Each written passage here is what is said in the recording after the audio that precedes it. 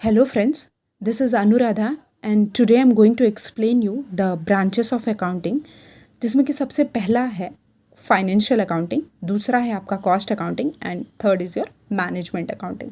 So what do you mean by the word financial accounting? तो मैंने अपनी first line में लिखा है financial accounting is a system of recording and reporting the financial activities of an organisation और individual. जैसा कि मैं आपको पहले बताती हूँ, अगर एक ऑर्गेनाइजेशन का फाइनेंशियल एक्टिविटी हो या फिर एक इंडिविजुअल के बिजनेस का फाइनेंशियल एक्टिविटीज़ हो, उनको रिकॉर्ड करना और रिपोर्टिंग करना, यही एक फाइनेंशियल अकाउंटिंग का काम है. तो सबसे पहले हम लोग ये समझते हैं कि फाइनेंशियल एक्टिविटीज़ का मतलब क्या होता है.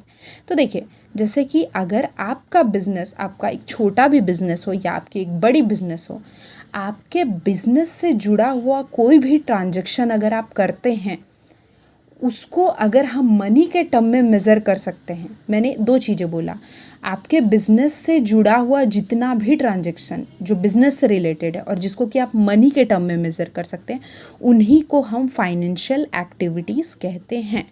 तो वो फाइनेंशियल एक्टिविटीज़ चाहे एक ऑर्गेनाइजेशन का हो, चाहे एक स्मॉल बिज़नेस का हो, उस ऑर्गेनाइजेशन में जितनी भी फिनेंशियल एक्टिविटीज़ होती हैं उनको रिकॉर्डिंग करना और उसको रिपोर्ट करना, यही एक फाइनेंशियल अकाउंटिंग का काम है. तो देखिए, कुछ एक्टिविटीज़ के नाम मैंने लिखे हैं, जैसे कि collection of money from customer, the payment of raw material, the payment of wages and the sales of good. जैसा कि आप अगर कस्टमर से कोई मनी कलेक्ट कर रहे हैं, या फिर आप रॉ मटेरियल परचेस कर रहे हैं, या फिर आप वेजेस का पेमेंट कर रहे हैं, या फिर आप गुड्स को सेल कर रहे हैं, आप यहाँ देख सकते हैं जितनी भी एक्टिविटीज़ मैंने लिखी है, सारी की सारी एक्टिविटीज़ हमारे बिजनेस से जुड़ी हुई होती, कोई भी पर्सनल एक्टिविटी नहीं है. सारी की सारी एक्टिविटीज़ जो है बिजनेस से जुड़ी हुई है और सारे की एक्टिविटीज़ को मैं मनी के टर्म में मेज़र कर सकती हूँ. तो इसीलिए इन सारे एक्टिविटीज़ को हम लोग फाइनेंशियल अकाउंटिंग में लिख सकते हैं. करेक्ट.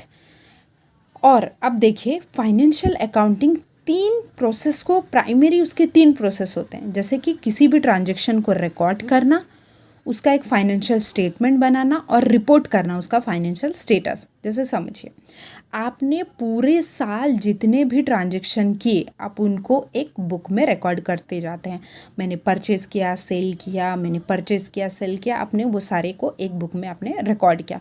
उसके बाद at the end of the year आप एक फाइनेंशियल स्टेटमेंट बनाते हैं. एक स्टेटमेंट आपका निकल के आया कि इस साल 21 या 2022 और 23 में आपने, मान लीजिए, 50 लाख का सेल किया और आपने कुछ सब कुछ मिला के आपका 40 लाख का परचेस किया था और आपने 50 लाख का सेल किया.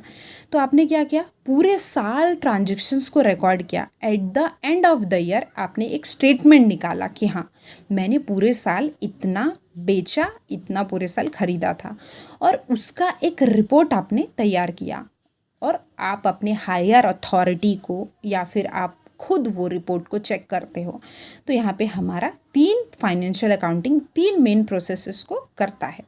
उसके बाद देखो, it also use to analyse the current and historical performance. ये क्या करता है, ये एनालाइज करता है हमारे करंट और हिस्टोरिकल परफॉर्मेंस को.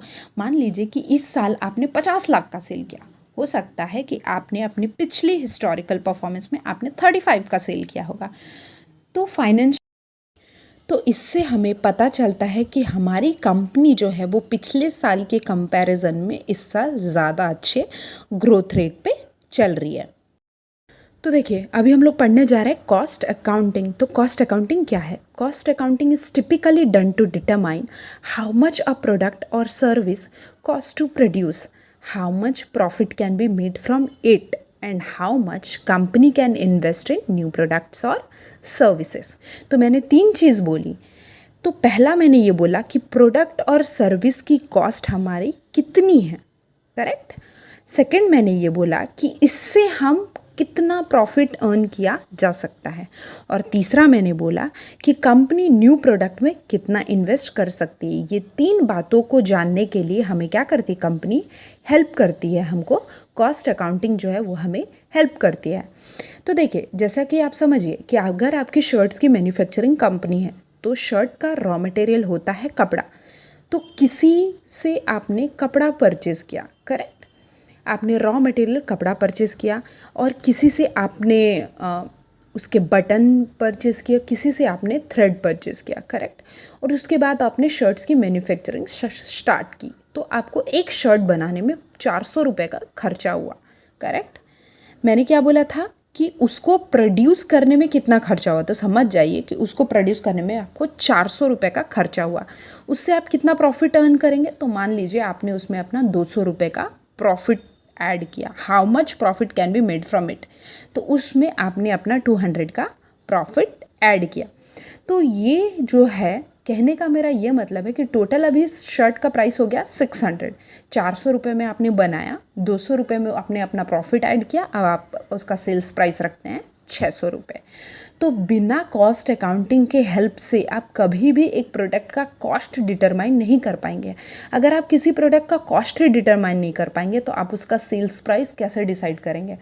सपोज़ आपको किसी प्रोडक्ट को बनाने में सिर्फ 100 रुपये का खर्चा हुआ और आपने किसी प्रोडक्ट को 1000 रुपये में सेल कर रहे हैं, तो उस प्रोडक्ट की क्वालिटी देखते ही, उसको यूज़ करते ही लोग समझ जाएंगे कि ये बहुत ही बेकार क्वालिटी का आपने मटेरियल यूज़ किया है, जिसका प्राइस भी बहुत ओवर प्राइस था, और आपका प्राइस जो सेल्स प्राइस रखा था आपने वो बहुत ही ज़्यादा ओवर प्राइस रखा था। इसलिए कॉस्ट अकाउंटिंग जो है वो आपको सेल्स प्राइस को डिटरमाइन करने में भी हेल्प करती है, correct.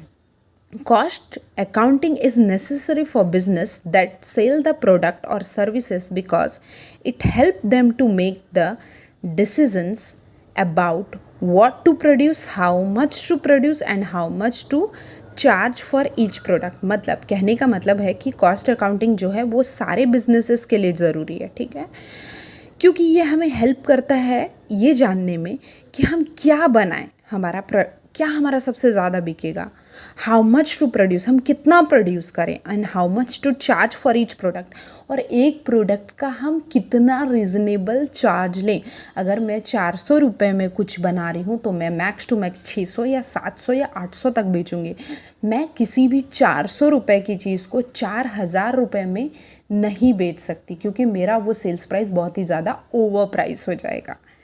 So this is all about cost accounting. Now let's jump to the management accounting. So management accounting का मतलब होता है, management accounting is the process of planning, organizing and controlling the uses of money and resources in a business. तो आप किसी भी business में money को अगर सही तरीके से मैनेज कर रहे हैं, अगर आप रिसोर्सेज को सही तरीके से मैनेज कर रहे हैं, तो ऑटोमेटिकली आपका बिजनेस एक अच्छा रन करेगा। मान लीजिए आप अपने रिसोर्सेज का बहुत ज़्यादा वेस्टेज कर रहे हैं और आपको उसको मैनेज करना नहीं आ रहा है, तो इसका मतलब है कि आपका बिजनेस सही तरीके से रन नहीं कर पाएगा। मैनेजमेंट अकाउंटिंग जो है वो हमको हर एक चीज़ को, यानी कि पैसे को, रिसोर्सेज को मैनेज करने में हेल्प करता है। और management accounting help manager to make the decision about how to run a business. Management accounting जो है वो मैनेजर्स को डिसीजन लेने में बहुत ज़्यादा हेल्प करता है कि हमें बिजनेस को कैसे चलाना है। इसलिए मैनेजर्स क्या करते हैं, सबसे पहले कुछ प्लानिंग करते हैं, फिर उसको ऑर्गेनाइज करते हैं, फिर उसके लिए उन लोगों को कुछ कंट्रोलिंग एक्टिविटीज़ का भी यूज़ करना पड़ता है। तो The goal of management accounting is to maximize profit and minimize losses. उनका हमेशा से एक गोल रहता है कि मैक्स टू मैक्स हमको प्रॉफिट देना है और मिनिमम हमको लॉस करना है। So this is all about the branches of accounting. Thank you so much. अगर आपको कोई भी डाउट हो तो प्लीज़ मुझे कमेंट सेक्शन में डाउट भेजिए, और अगर मेरा वीडियो आपको पसंद आता है तो please like, share and subscribe. Thank you.